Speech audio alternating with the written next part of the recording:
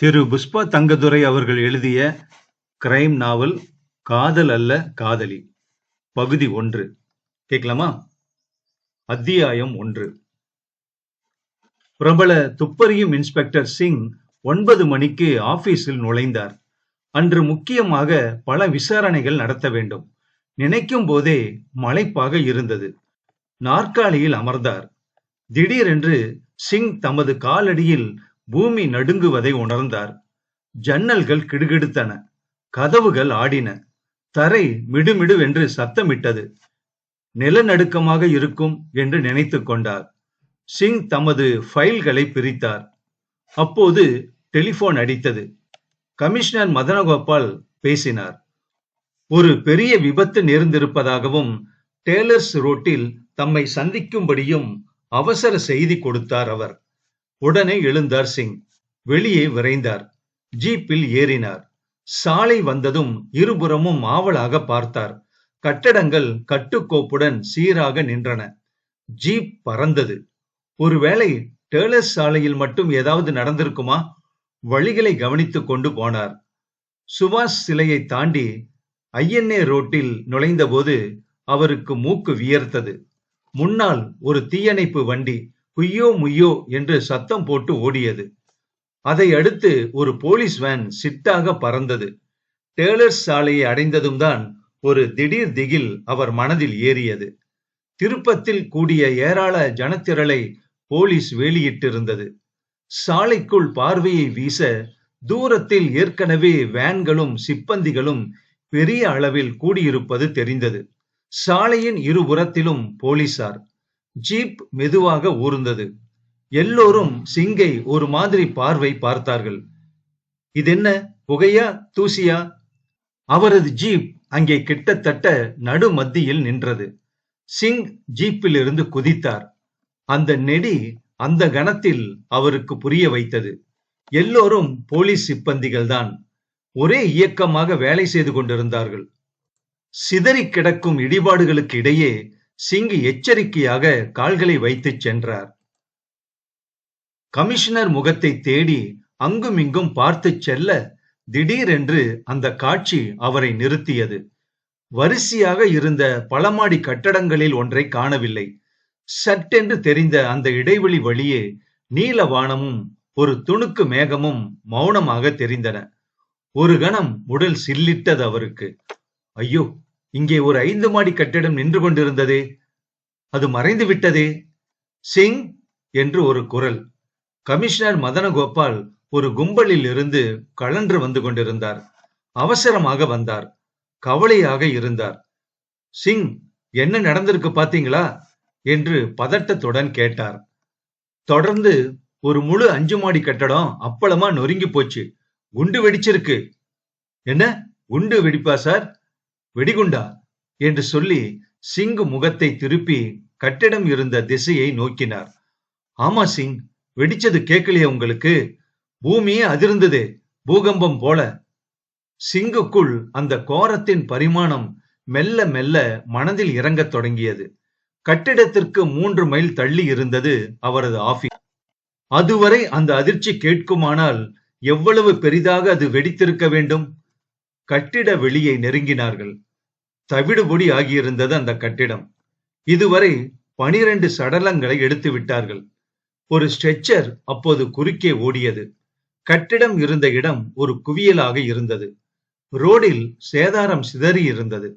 பனியன் தரித்த ஸ்பெஷல் போலீசார் இடிபாடுகளை அவசரமாக அகற்றிக் கொண்டிருந்தார்கள். லாரிகள் அவற்றை அவசரமாக ஏற்றிக் கொண்டிருந்தார். அந்த சேதாரங்களின் நடுவில் சிங் ததிங்கிணத்துவம் போட்டு நடந்தார். கமிஷனர் தொடர்ந்தார். ஒரு பெரிய தூசி படலம் அப்படியே ஸ்தம்பமாக நின்றது.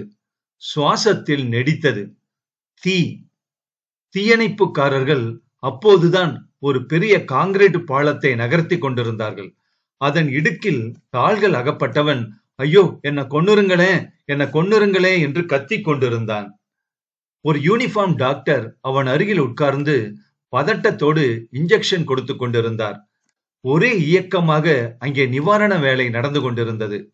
டிவி காரர்கள் அவர் முகத்தில் திருப்பவே வேண்டாம் என்பது போல கையை தூக்கி காண்பித்தார் அவர். அந்த பெண் அங்கே நின்று அந்த பெரிய குவியலை பார்த்து கொண்டிருந்தாள்.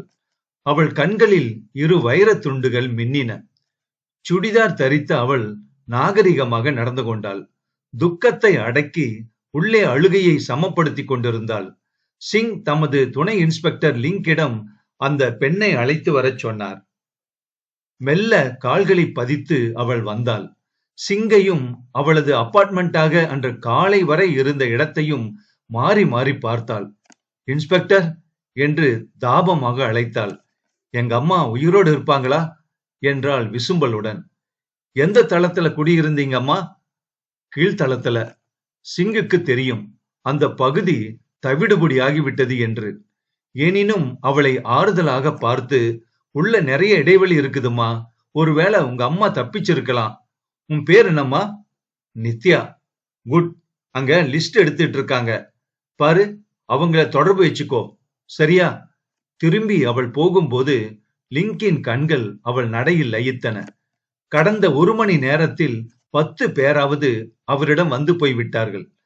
அவர்களது உறவினர்கள் அந்த பெரிய காங்கிரீட் குவியலுக்குள் மாட்டியிருந்தார்கள்.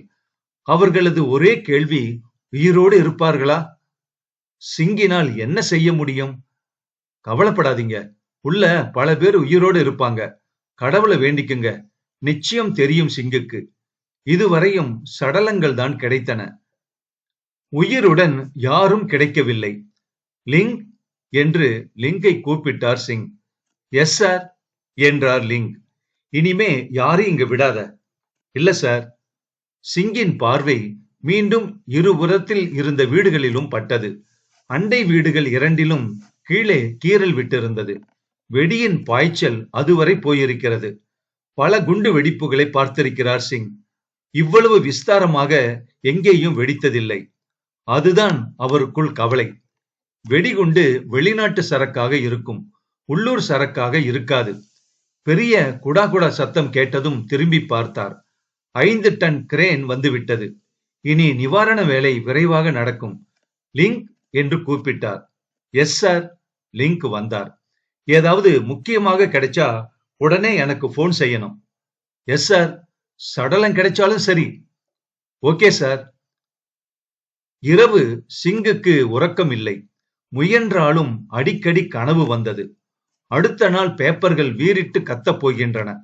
அதைத் தொடர்ந்து மக்களும் கத்தப் போகிறார்கள். இரவு 2 முறை லிங் போன் செய்தான். 2 முறையும் சடலங்கள் கண்டுபிடிக்கப்பட்டிருந்தன. அவை பெரிதும் சிதைந்து போயிருந்தன. அடையாளம் கண்டுபிடிப்பது கடினம். 2வது கால் வந்தபோது சிங்கின் தூக்கம் போய்விட்டது. வெறும் சுழற்சியிலே அப்படியே படுத்திருந்தார். காலையில் எழுந்ததும் வீட்டில் வந்திருந்த பத்திரிகைகளை அவசரமாக புரட்டினார். அவர் நினைத்தபடியே நடந்திருந்தது. எல்லா பத்திரிகைகளும் கொட்டை எழுத்தில் கத்தி இருந்தன. முழுதையும் படிப்பதற்கு நேரமில்லை. ஆனால் ஏதாவது புது செய்தி தருகிறதா என்று அவசரமாக பார்த்தார். எதுவும் தென்படவில்லை. 9 மணிக்குள் சாப்பாட்டை முடித்துவிட்டு ஸ்தலத்துக்கு விரைந்து போனார் சிங். இரவு பாதி இடிபாடுகளை எடுத்து விட்டார்கள். காலையில் மேலும் 4 சடலங்கள் கிடைத்தன. தெருவில் ஜன வெள்ளம் மொய்த்தது. ஒரு பெரிய போலீஸ் படை அவர்களை அணையிட்டிருந்தது. லிங்க் அங்கே ஏற்கனவே காத்திருந்தான். இரவு முழுதும் விழித்ததில் கண்கள் வீங்கி இருந்தன அவருக்கு. ஏதாவது தடையோ என்று கேட்டார் சிங். எதுவும் இல்ல சார். துணுக்கு காகிதம் விடாம இடிபாட்டில இருந்து பொறுக்கி இருக்கேன். சிங்கின் பார்வை மெல்ல மறுபக்கம் சென்றது. ஒரு சின்ன கும்பல், அந்த பல்மாடியில் வசித்தவர்களின் உறவினர்கள். கும்பல் மட்டும் சற்று எட்டத்தில் நின்று பார்க்கும்படி அனுமதிக்கப்பட்டிருந்தார்கள். அவர் பார்வை மீண்டும் அந்த 10 வயது பெண் மீது விழுந்தது. நேற்றே அவளை பார்த்து விட்டார் அவர். இன்று தமது கையை நீட்டி ஒரு விரலால் அவளை அழைத்தார். ஒரு மெல்லிய புன்னகை அந்த சிறுமியிடம் ஓடிற்று. கால்களை ஊன்றி வைத்து சிங்கை நோக்கி வந்தாள். நேற்றை விட இன்று களைத்திருந்தாள் அந்த சிறுமி. அவள் கண்களில் இன்னும் தீபமாக ஒரு களை எரிந்தது. சிங்கின் முன்னால் உதடுகள் துடிக்க நின்றாள் அந்த பெண். உங்க பிளாட் எரிஞ்சு போயிருச்சாமா? ஆமா சார். அதுல யார் இருக்காங்க? அப்பா. அம்மா இல்லையா? அம்மா கிடையாது. நீ வெளியே போயிருந்தியா? ஆமா சார், ஸ்கூலுக்கு. மத்தியானம் வந்தேன், வீடு இடிஞ்சு கிடக்கு. சிங்கு மேலே பேசவில்லை. இனி பேசினால் சிறுமியின் துக்கத்தை தொட வேண்டியிருக்கும். இந்த பெண் இனி ஒரு அனாதை என்று நினைத்தார். மனதுக்குள் ஒரு பகுதி மெல்ல இளகியது. கண்ணில் அதன் கரைவு ஒரு திரை போட்டது. எங்க அப்பா உயிரோடு இருப்பாங்களா சார் என்று கேட்டாள் அந்த சிறுமி. உங்க பிளாட் எந்த மாடி? கீழ்த்தளம் சார். சிங் பேசவில்லை. கர்ச்சீப்பை எடுத்து முகத்தை வலித்தார். சிறுமி இன்னும் அந்த இடிபாட்டை பார்த்தாள். உன் பேர் என்னம்மா? லதா. அப்பா கிடைச்ச உடனே சொல்றேன். Thank you sir. திரும்பி அவள் நடந்து போனாள். ஒரு பெருமூச்சு விட்டு திரும்பினார். லிங். Yes sir. லிஸ்ட் தயாரா? இதோ இருக்கு சார். ஒரு கடிதத்தை எடுத்து கொடுத்தான். அந்த வீட்டில் இருந்தவர்கள் எல்லோர் பெயரும் அதில் இருந்தன. சில பேர் அடிச்சிருக்கியே என்று கேட்டார் சிங். அவங்க இறந்தாச்சு சார். சடலம் கிடைச்சிருச்சு. இந்த பெண்ணோட பிளாட் 1A சார். மூர்த்தின்னு போட்டு இருக்கு. ஆனா அடிச்சிட்டியே. இறந்து போயாச்சு சார். சடலம் கிடைச்சாச்சு. சொல்லணும். தர்ம சங்கடமா இருக்கு. சோசியல் ஒர்க்கர் யாராவது மூலம் சொல்லணும்னு பாக்குறேன். யாராவது உறவு இல்லையா? இல்ல சார். சிங் முகத்தை சுருக்கினார். லதாவின் பச்சை முகம் மனதில் மெலிதாக வந்தது. சுருக்கென்று ஒரு வலி. சிங் கண்ணை இறுக்கினார். ஒரு விபத்து எவ்வளவு குடும்பங்களை நிர்கதியாக்குகிறது. வெடிகுண்டு நிபுணர் சிறிது நேரத்தில் வந்தார். முகம் முழுதும் முத்துக்களாக நீர்த்துளிகள். வெயில் பட்டு முகம் கருகி இருந்தது. சிங்கை பார்த்ததும், இத போல சமீபத்துல நான் பார்த்ததில்ல என்றார். என்ன சொல்றீங்க சாந்தாராம்? இந்த குண்டு வெடிப்பு. அதான். அப்படியா? ஆமா சார். முக்கால் காங்கிரீட்டும் பொடியா போயிடுச்சு பாத்தீங்களா? ஆமா. கம்பிங்க திருகி இருக்கிற லட்சணத்தை பாத்தீங்களா? ஆமா சாந்தாராம். இவ்வளவு சக்தி வாய்ந்த குண்ட இங்கே தயாரிச்சது கிடையாது. பின்ன எங்கிருந்தாவது திருடிக்கிட்டு வந்திருக்கணும். ஏதாவது பார்ட்ஸ் கிடைச்சுதா? கிடைச்சா உங்ககிட்ட காட்டாம எடுத்து போவேனா சிங்? பிறகு கமிஷனரும் இதர உள்துறை அதிகாரிகளும் வந்தார்கள். சர்ச்சையாக பேசிவிட்டு சிங்கிடம் அபிப்பிராயத்தை கேட்டார்கள். இந்த நிலைமையில எதுவுமே சொல்றதுக்கு இல்ல. யார் பிளாட்லயாவது பட்டாசு கிடங்கு இருந்திருந்தா போச்சு, அவ்வளவுதான் என்றார் சிங். அப்படி ஏதாவது சந்தேகம் உண்டா என்று கேட்டார்கள் அதிகாரிகள். இல்ல, இன்னும் விசாரிக்கணும் என்று பதில் சொன்னார் சிங். சீக்கிரத்தில் எல்லோரும் அங்கிருந்து போன பிறகுதான் சிங்குக்கு நிம்மதி ஏற்பட்டது. சிங்குக்கு கூட்டம் உதவாது. அதுவும் துப்பறியும் வேளையில் அவருக்கு தனிமை அதிகம் வேண்டும். அதிகாரிகள் போய்விட சிங் அங்கும் இங்கும் சிறிது கண்களை அலசினார். போலீஸ் சிப்பந்திகள் இடிபாடுகளில் கிடக்கும் பொருட்களை தனியாக சேகரித்துக் கொண்டிருந்தார்கள். இவைகளில் ஏதாவது தடயம் கிடைத்தால் உண்டு. இல்லாவிடில் விசாரணைகளில் கவனத்தை திருப்ப வேண்டியதுதான். சார் என்று குரல் கேட்டு திரும்பினார் சிங். முந்தைய தினம் பார்த்த இளம் பெண் நின்றாள். அவள் முகத்தில் முன்பு இருந்த புன்னகை அழிந்து போயிருந்தது. கண்களில் ஒரு பொட்டு மழுங்கி தெரிந்தது. எங்க அம்மா என்று கேட்டாள். அவள் தோற்றமும் கேள்வியும் அவரை தாக்கின. சற்று திகைத்த சிங், இன்னும் அவங்க கிடைக்கலையா என்று கேட்டார். இல்ல சார் என்று பதில் சொன்னாள் அந்த பெண். சிங் தனது முகவாயை மெதுவாக திருப்பினார்.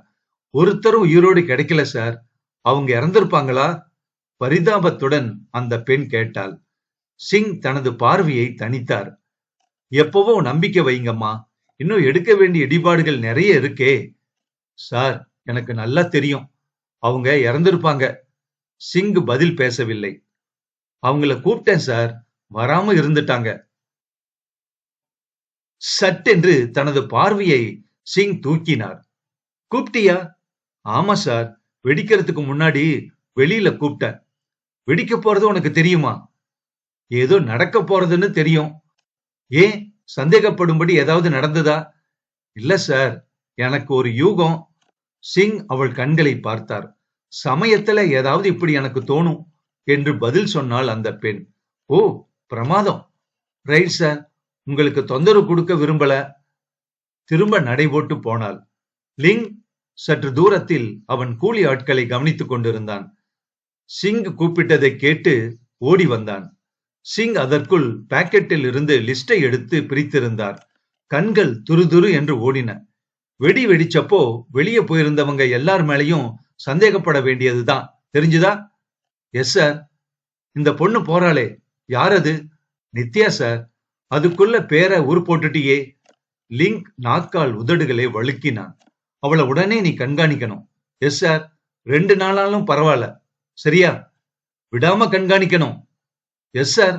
விடாத, துரத்திட்டு போ. லிங்க் தாவிக் கொண்டு போனான். காதல் அல்ல காதலி. அத்தியாயம் 2.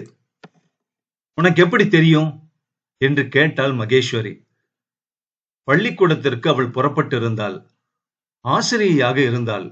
ஆள் குட்டை, முகம் சுமாராக இருக்கும். பள்ளி குழந்தைகளிடம் கத்தி கத்தி சற்று கடூரமாகி இருந்தது அவளுடைய குரல்.